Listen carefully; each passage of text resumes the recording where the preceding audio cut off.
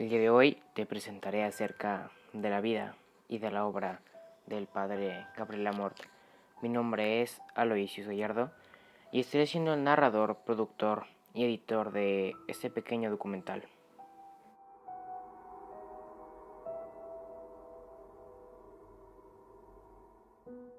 La palabra demonología proviene del griego, exactamente de la unión de dos palabras, daemon, que significa demonio, o curiosamente genio, y por otro lado, logía, que vendría a traducirse como ciencia. Es por esto que demonología se traduce como ciencia que estudia la naturaleza o cualidades de todos los demonios.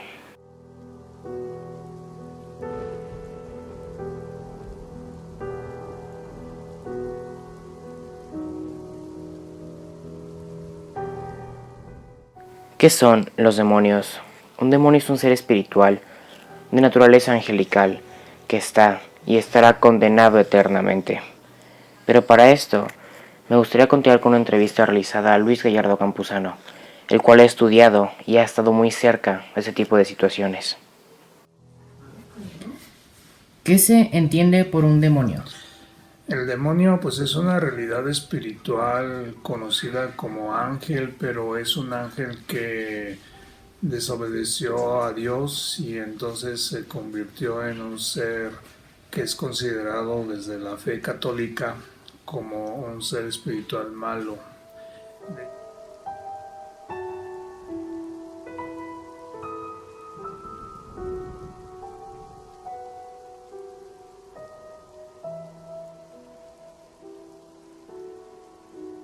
¿Me podrías hablar acerca de la naturaleza de los demonios?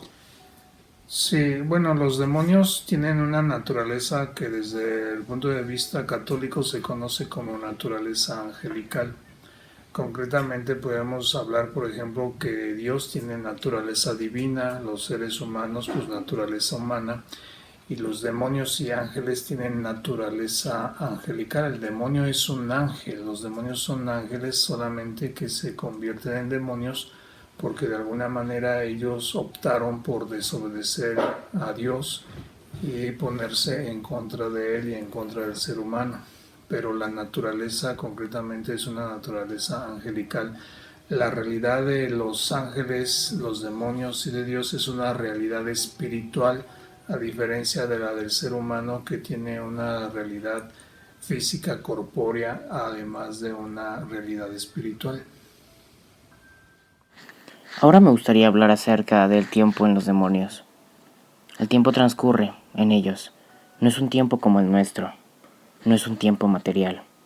Se trata de un tiempo propio de los espíritus, llamado Evo, o Aevum en latín. Ese tiempo es comprendido como toda aquella sucesión de actos de entendimiento y voluntad espiritual. Siguiendo esto, podemos hablar acerca de lo que piensa un demonio. Todo demonio, como buen ángel caído, conserva su inteligencia y con ella sigue conociendo e indagando en el mundo material y espiritual, y reconoce que la teología y la filosofía son las ciencias más elevadas, pero a su vez, éste sigue odiando a Dios. Es exactamente lo mismo que los ángeles. No necesita ningún idioma, ya que su comunicación es mera y puramente inteligible, es decir, transmiten todos y cada uno de sus conocimientos de una manera telepática. Al ser realidades espirituales, no pueden encontrarse en ningún lugar.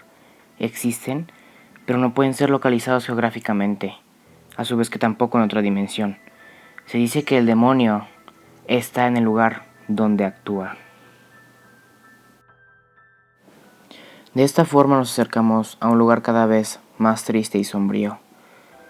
Una posesión demoníaca es cuando un demonio o varios demonios asumen el control del cuerpo y a su vez varias funciones de este, como puede serlo la voluntad.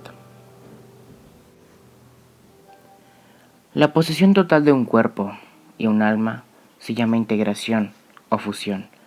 Estos casos son tan fuertes que los exorcismos pueden durar días, semanas o incluso hasta años.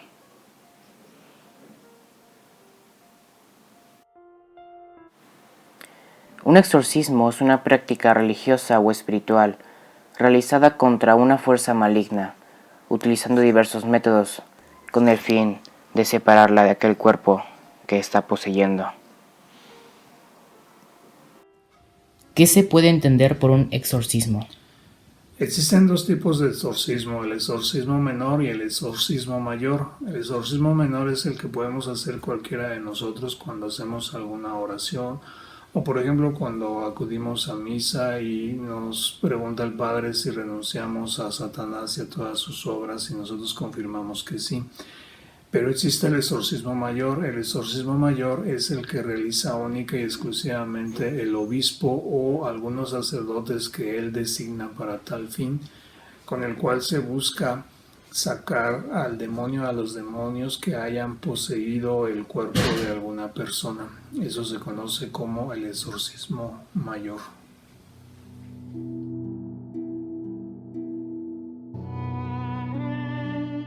Llegando por fin a hablar acerca del padre Gabriele Amort, o mejor conocido como el padre Amort, fue un sacerdote italiano que ejerció como exorcista en la diócesis de Roma, y se hizo popular por sus libros, conferencias e intervenciones radiofónicas y televisivas hablando acerca de esta materia. Quando invoco Padre Pio, quando invoco Giovanni Paolo II, il demonio diventa furioso. E gli ha anche chiesto il motivo per Giovanni Paolo II. Ma perché ce l'hai tanta con lui? Ha dato due motivi. Perché ha rotto i miei piani. Penso che sia il comunismo. La fine del comunismo. Perché mi ha strappato tanti giovani. E sappiamo quanto lui era accogliente con i giovani, quando si rivolgeva ai giovani, le giornate della gioventù. Ecco, per cui ce l'ha con Giovanni Paolo II, altro che. E ce l'ha con Padre Pio, tanto che alle volte io non ho mai visto niente di straordinario, ma alle volte mi sono sentito dire dopo l'esorcismo dalla persona esorcizzata: guarda che durante l'esorcismo c'era presente Padre Pio.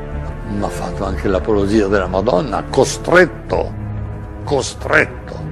Quali sono le virtù della Madonna che più ti fanno rabbia?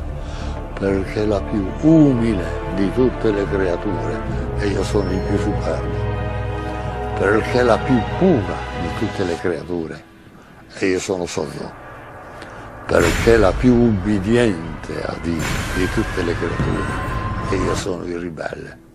E un giorno io gli ho chiesto: dimmi la quarta qualità per cui hai tanta paura della Madonna che ti spaventi di più quando nomino la Madonna che quando nomino Gesù Cristo.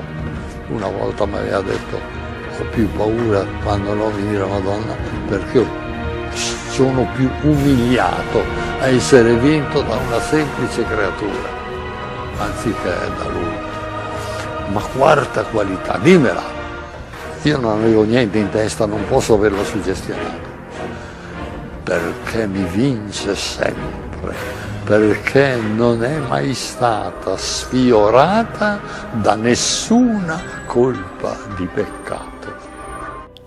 En 1986 hizo su primer exorcismo bajo la tutela del padre Cándido Amantini, y en octubre de 2000, según su libro, señaló haber realizado personalmente alrededor de 50.000 exorcismos, que iban desde unos minutos a varias horas de duración. En marzo de 2010 afirmó que la cifra aumentó a 70.000 exorcismos.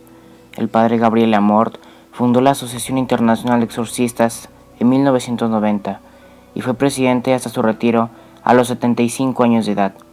En el año 2000 fue declarado presidente honorario de por vida de esta asociación.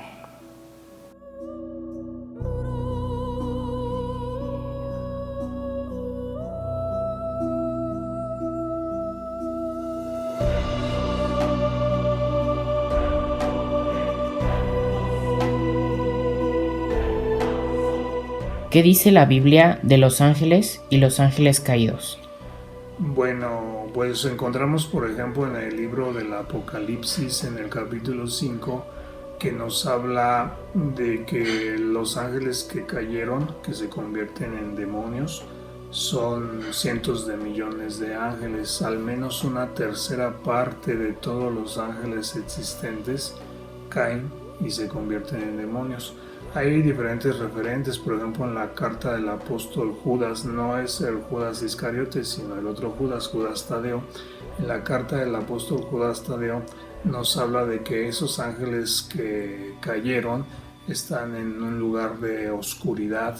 Y así podemos rastrear muchos referentes en la Biblia de pasajes donde nos habla precisamente de esta realidad que son los demonios, diablos que existen.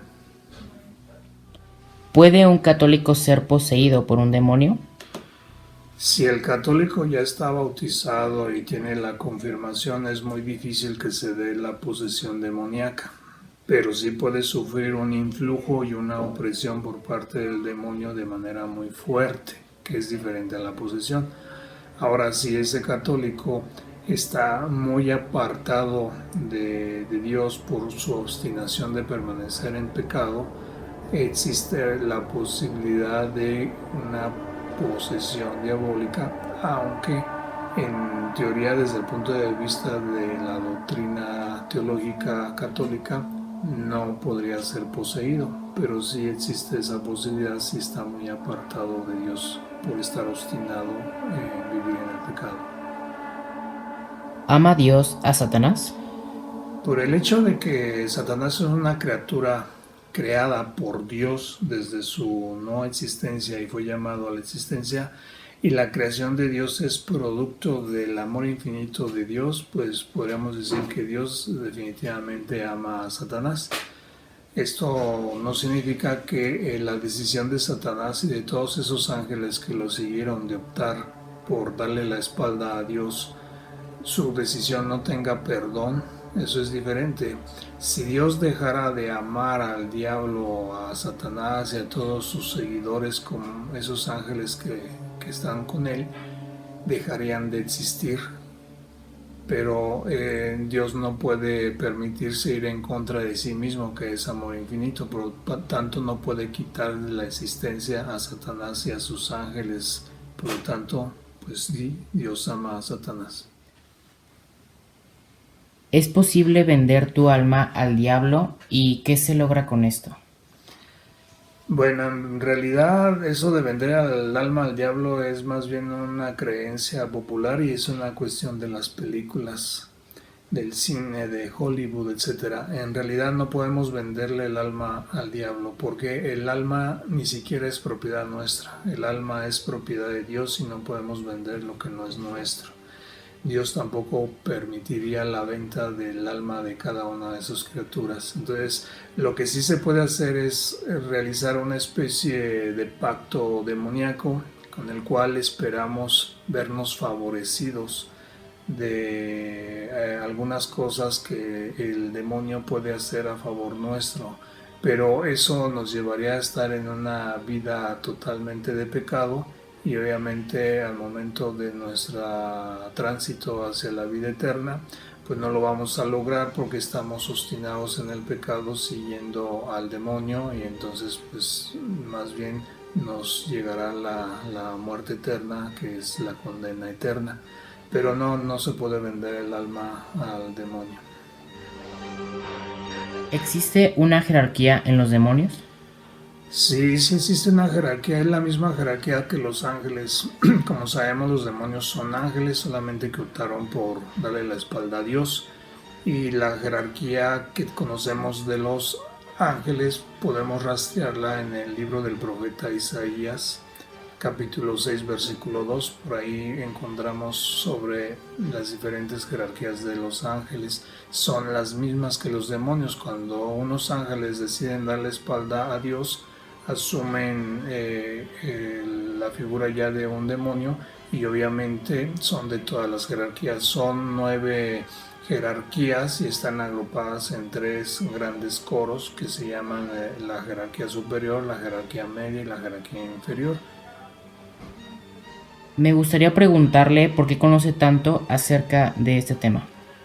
Bueno, yo tuve la fortuna de hacer un doctorado en teología católica y en filosofía Entonces, en algunas materias de las que estudié, pues tuve que atender a temas de esta naturaleza.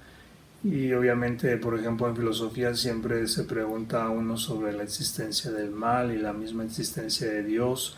Y en teología, pues hay áreas como teología espiritual donde se abordan estos temas, así como teología dogmática sobre los dogmas de la Iglesia Católica. Entonces, pues son temas interesantes que yo estuve profundizando cuando hice esos estudios. Tengo experiencia sobre esto también, pero bueno, una de las cosas importantes es que uno no habla a detalle de muchas circunstancias, porque cuando uno habla a detalle promueve el morbo y promueve situaciones que pueden ser contradictorias para todas las personas. Pero pues esa es la razón por la cual yo sé de esto y pues he estudiado todos estos temas.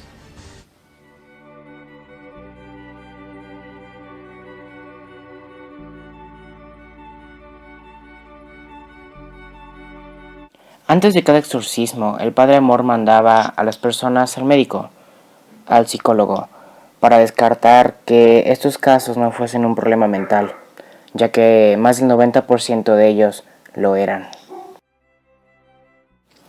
A su vez comentaba que este 10% de posesiones demoníacas eran causadas por maleficios de persona a persona, donde se hacía uso de rituales, pactos y todo lo relacionado con lo satánico.